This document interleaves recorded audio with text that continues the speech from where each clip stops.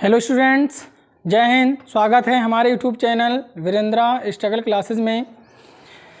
जैसा कि आप लोगों को मालूम है, मैंने 12th की मैथ्स और फिजिक्स क्लास नेक्स्ट ली थी। इसमें आप लोगों को पढ़ाया गया था फिजिक्स में अध्याय 1 वैद्युत आवेश तथा क्षेत्र में पहले बताया गया था आवेश के प्रकार, सूत्र, विमाएँ, और ऐसे ही आगे बढ़ते बढ़ते हम लोग आवेश संरक्षण का नियम नेक्स्ट हेडिंग पर आ गए हैं और धीरे धीरे आगे बढ़ेंगे, जिससे कि आप लोगों की तैयारी और नोट्स अच्छे से बन जाए और तैयारी कर सकें। तो आप लोग मेरी क्लास को पढ़ने से पहले आप लोग मेरी क्लास को पहले दोस्तों के साथ शेयर करेंगे, जिससे कि वो लोग भी साथ में ही पढ़ें और अपना रिवीजन कर लें। तो टाइम को वेस्ट ना करते हुए आगे बढ़ेंगे। आज की तुम्हारी हेडिंग नेक्स्ट जो है आप लोगों की आवेश संरक्षण का नियम। ये बहुत मोस्ट है, ध्यान से देखना, अच्छे से समझना है। मैंने डिफिनीशन जैसे कि बोर्ड पर लिख दी है, तो आप लोग देख रहे होंगे। आवेश संरक्षण का नियम क्या होता है? आवेश संरक्षण का नियम बेंजामिन फ्रैंकलिन ने दिया था। एक वैज्ञानिक थे, कौन थे? बेंजामिन फ्रैंकलिन ने दिया था। तो क्या बताया इन्होंने? बताया कि इस नियमानुसार क्या आया, क्या निकल के बात आई? इन्होंने बताया क्या कि वैद्युत आवेश जो है क्यों को ना तो उत्पन्न किया जा सकता है और ना ही नष्ट किया जा सकता है। तो कितनी अच्छी बात बताई इन्होंने। क्या कहा? जो आवेश था, धनात्मक और ऋणात्मक आवेश, उसको ना ही उत्पन्न किया जा सकता है और ना ही नष्ट किया जा सकता है। इसे केवल एक वस्तु से दूसरे वस्तु में स्थानांतरित किया जा सकता है। अब जैसे स्थानांतरित की बात आई, मैंने नेक्स्ट डे बताया है, तुम लोगों को बता चुके हैं, आप लोगों को बताया है कि जब कांच की छड़ को रेशम से रगड़ा जाता था तो उसमें आवेश उत्पन्न होते थे। तो इसका आवेश जब इस पर जाता था, जब कांच का आवेश किस पर, कांच से इलेक्ट्रॉन कहाँ जाते थे? रेशम पर जाते थे। तो इस पर कमी होने के कारण इस पर कौन सा आवेश आता था? प्लस।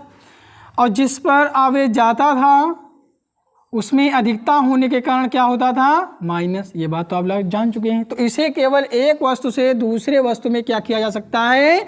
स्थानांतरित किया जा सकता है, और ना ही इसे उत्पन्न किया जा सकता और ना ही इसे नष्ट किया जा सकता। इन्होंने क्या बताया था? विद्युत आवेश को ना तो उत्पन्न किया जा सकता है और ना ही नष्ट किया जा सकता है। इसे केवल एक वस्तु से दूसरे वस्तु में स्थानांतरित किया जा सकता है।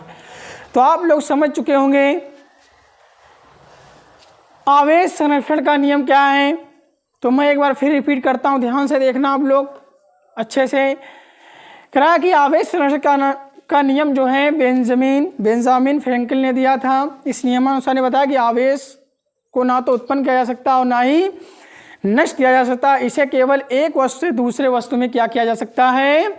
एक वस्तु से दूसरे वस्तु में स्थानांतरित किया जा सकता है। तो आशा करता हूँ आप लोग समझ चुके होंगे। मेरी क्लास को लाइक करें और आगे बढ़ाते रहें और अपने दोस्तों तक शेयर करते रहें। तो अब आगे बढ़ते हैं नेक्स्ट हेडिंग पर। जो नेक्स्ट हेडिंग क्या है डालेंगे और उसको समझेंगे ध्यान से, और धीरे धीरे बढ़ेंगे, जल्दी नहीं हो पाएगी, बस धीरे धीरे आगे बढ़ेंगे। आप लोगों के पास टाइम बहुत है और ध्यान से पढ़ते रहना है और अपनी तैयारी करते रहना है। अब हम लोग समझेंगे आवेश का क्वांटीकरण क्या होता है। आवेश का क्वांटीकरण समझेंगे, कुछ उदाहरण लेके समझेंगे। बहुत अच्छे से देखते रहना आप लोग और नोट्स बनाते रहना है। आवेश का संरक्षण का नियम आप लोग हो चुका है, बेंजामिन फ्रैंकल द्वारा बताया गया था। अब आगे बढ़ते हैं आवेश का क्वांटीकरण। नेक्स्ट हेडिंग क्या है? आवेश का क्वांटीकरण।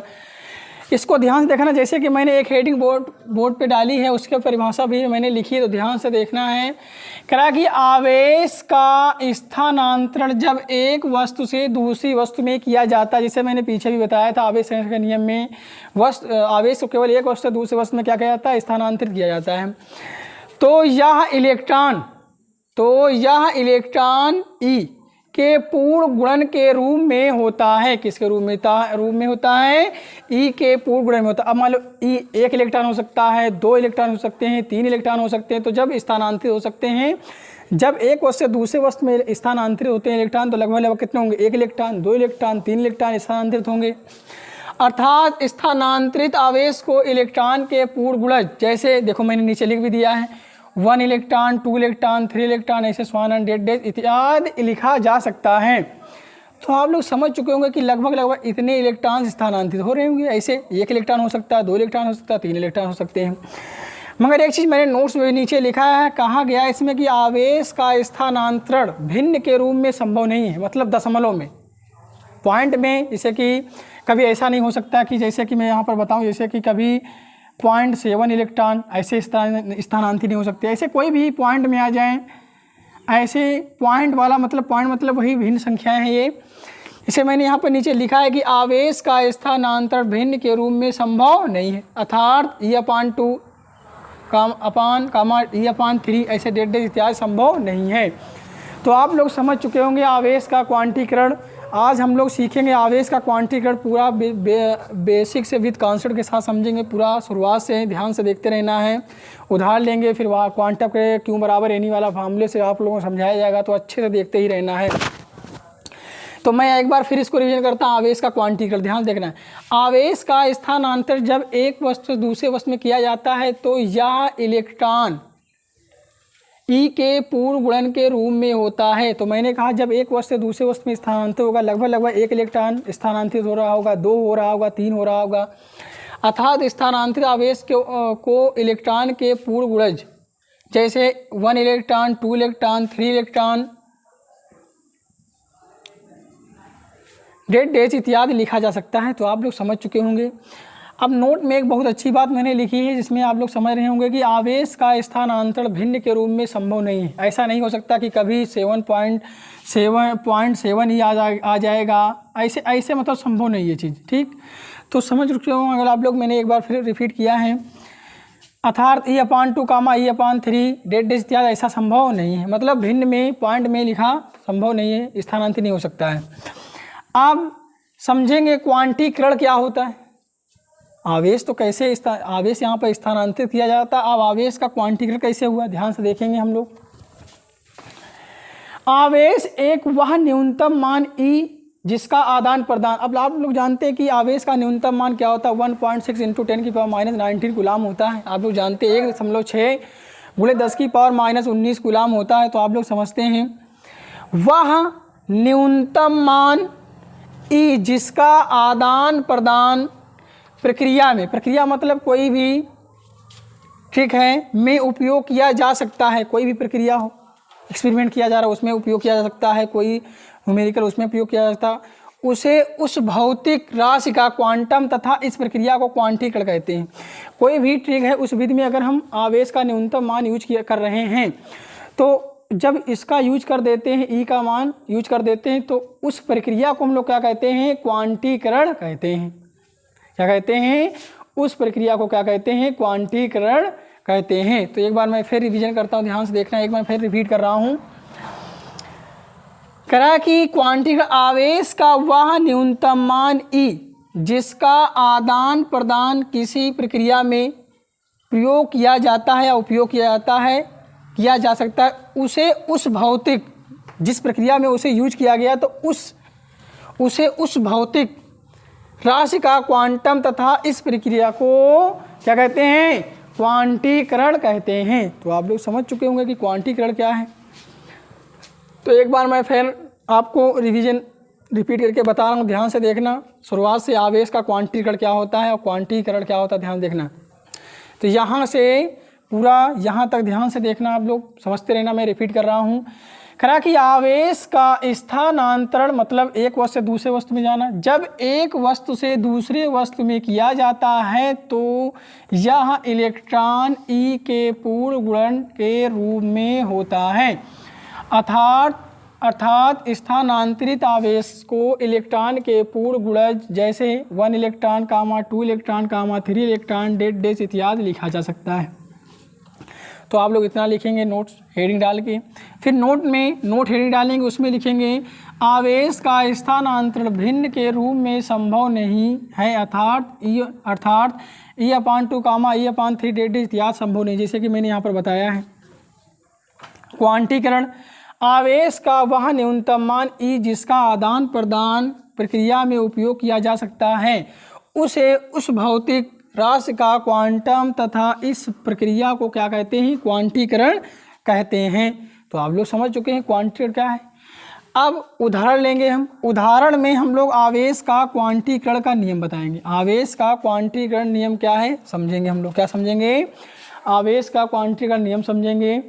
तो अब इसको मैं इरेज कर रहा हूँ, तो आगे हेडिंग डाली जाएगी उदाहरण में आवेश का क्वांटीकरण। तो अभी खत्म नहीं हुआ आवेश का क्वांटीकरण, अभी आवेश का क्वांटीकरण हेडिंग, फिर यहाँ से यहाँ तक हुआ, फिर उसके बाद उदाहरण लेंगे। फिर कुछ एक फार्मूला होता है Q = NE वाला, उसमें कुछ फार्मूले रखेंगे, कुछ वैल्यूज पुटअप करके आप लोगों को बताया जाएगा आवेश का क्वांटीकरण कैसे किया जाता है। तो आगे देखेंगे हम लोग आवेश का क्वांटीकरण का नियम।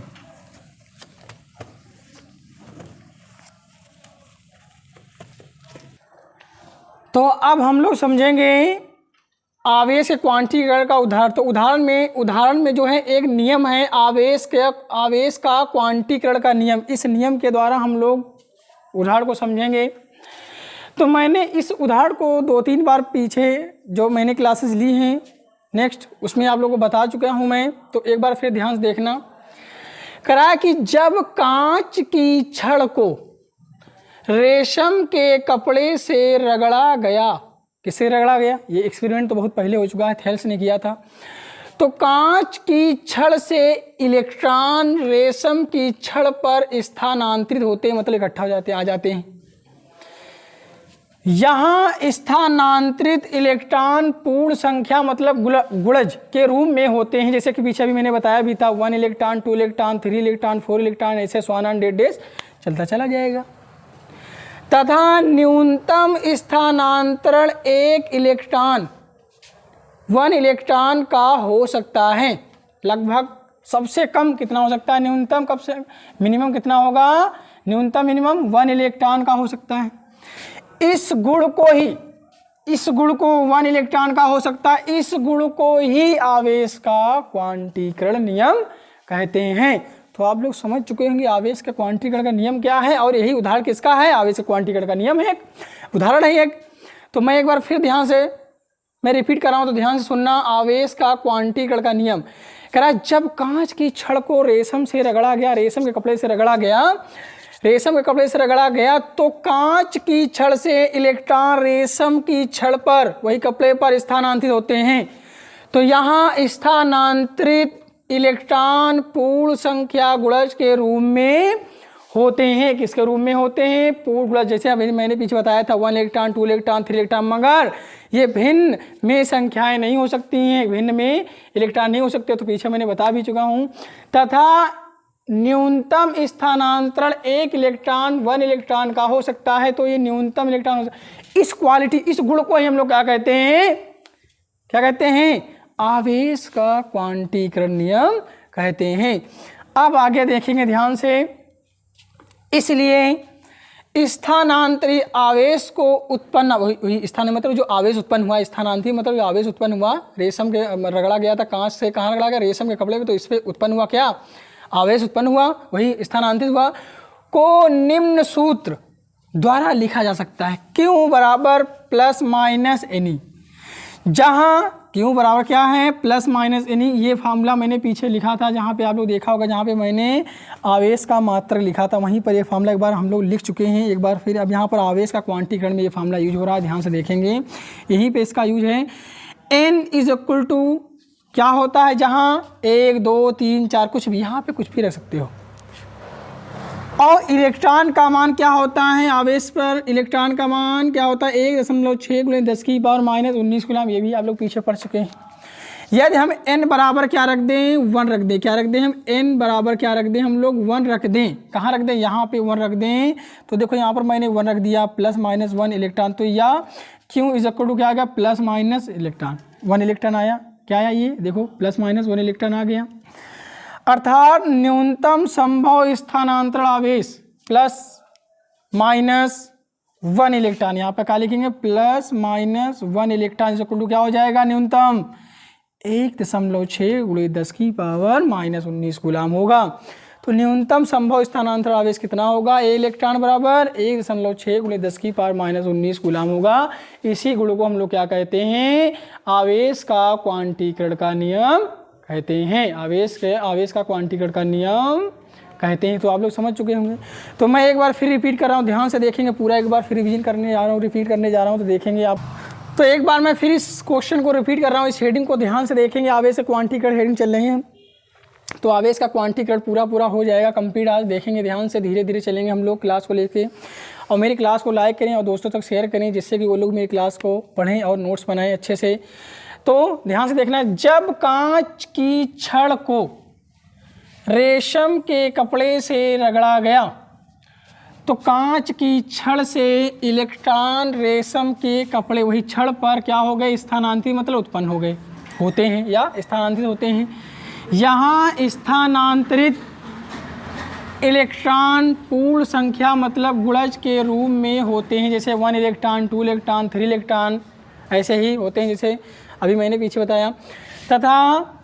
तथा न्यूनतम स्थानांतरण 1 इलेक्ट्रॉन का होता है। तो इस गुण को ही हम लोग क्या कहते हैं, आवेश का क्वांटीकरण का नियम कहते हैं। इसलिए स्थानांतरित आवेश को, वही उत्पन्न आवेश को निम्न सूत्र द्वारा लिखा गया। अब यहाँ पे प्लस माइनस की बात यहाँ पर है कि आवेश माइनस का है कि प्लस का है, आप लोग जान चुके होंगे।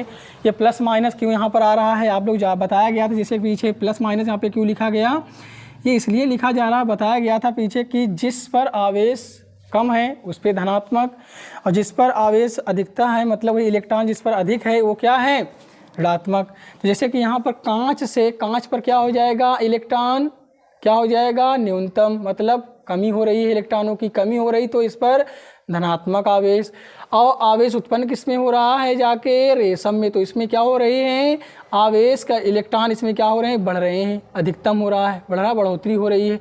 तो बढ़ोतरी हो रही है तो इसमें इलेक्ट्रॉन कैसा होगा, माइनस का। तो वही चीज़ यहाँ पे लिखा प्लस माइनस एनी, ठीक।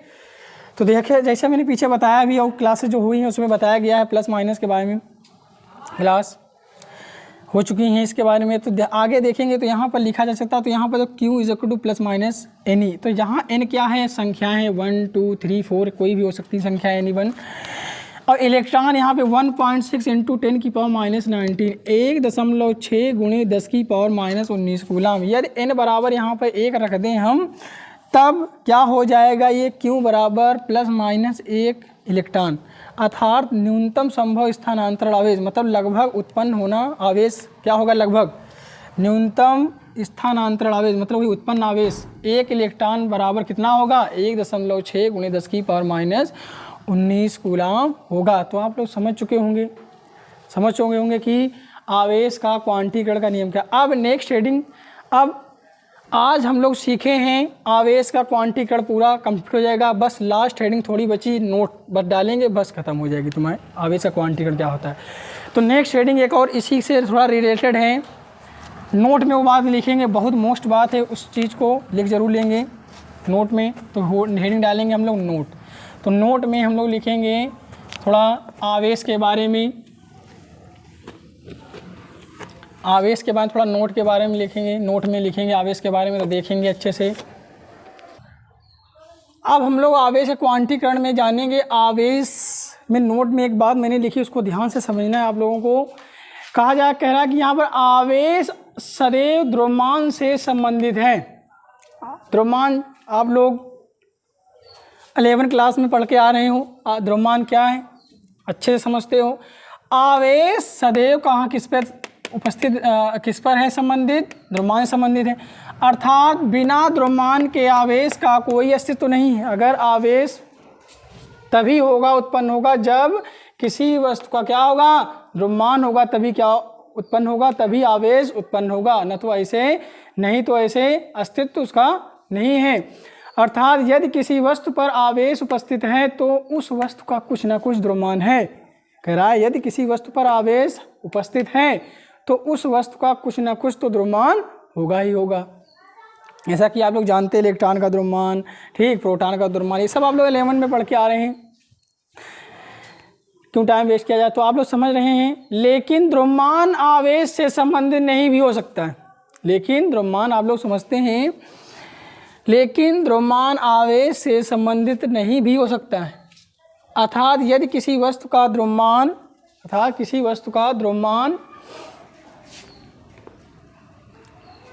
नहीं भी हो सकता है, अर्थात किसी वस्तु का द्रव्यमान, तो यह आवश्यक नहीं है कि उस पर आवेश उपस्थित हो। मतलब कह रहा है यहाँ पर एक पॉइंट यहाँ पर बहुत अच्छी छिपी हुई, तुम ध्यान से देखोगे। कह रहा है कि लेकिन द्रव्यमान आवेश से संबंधित नहीं भी हो सकता है। अर्थात यदि किसी वस्तु का द्रव्यमान है तो आवश्यक नहीं कि उस पर आवेश उपस्थित हो ही। तो समझ रहे हैं कि यहाँ पर क्या बताया जा रहा है। तो आप लोगों की क्लास आज यहीं तक रहेगी। आज हम लोगों ने सीखा आवेश संरक्षण का नियम तथा आवेश का क्वांटीकरण का सिद्धांत पूरा बता दिया गया। आज कैसे उसका नियम, उदाहरण, नोट के बारे में आज सब अच्छे से बताया गया है। अब नेक्स्ट डे जब आप लोगों की क्लास होगी, अब कल जैसा कि आप लोग जानते हैं कि संडे को मैंने अनाउंसमेंट कहा था कि 10th और 12th लेवल की इंग्लिश ग्रामर पढ़ाई जाएगी, तो वो एवरी संडे पढ़ाई जाएगी। तो आप लोग जानते हैं अनाउंसमेंट बताया गया था। तो आप लोग मेरी क्लास को लाइक करें, कमेंट करें और अपने दोस्तों से शेयर करके बताएं और मेरी क्लास के नोट्स बनाएं, जिससे कि वो लोग तैयारी करें और रिवीजन करते रहें। तो आप लोग कल और परसों जितने भी 12th के बच्चे हैं वो इंतजार करेंगे ट्यूसडे का, क्योंकि अब क्लास नेक्स्ट जो क्लास होगी आप लोगों की ट्यूसडे को होगी, क्योंकि नेक्स्ट मंडे को जो क्लास होगी वो 10th के बच्चों की होगी, क्योंकि मंडे और संडे को इंग्लिश पढ़ाई जाएगी, इंग्लिश में ग्रामर पढ़ाई जाएगी 10th और 12th लेवल की। तो आप लोग मेरे चैनल को वीरेंद्रा स्टडी क्लासेस को सब्सक्राइब कर लें और बेल आइकन प्रेस कर लें, जिससे कि आप लोगों तक मेरे वीडियोज़ की नोटिफिकेशन पहुँचे और आप लोग उसकी तैयारी, नोट्स बनाएं और तैयारी कर सकें। जय हिंद, जय भारत।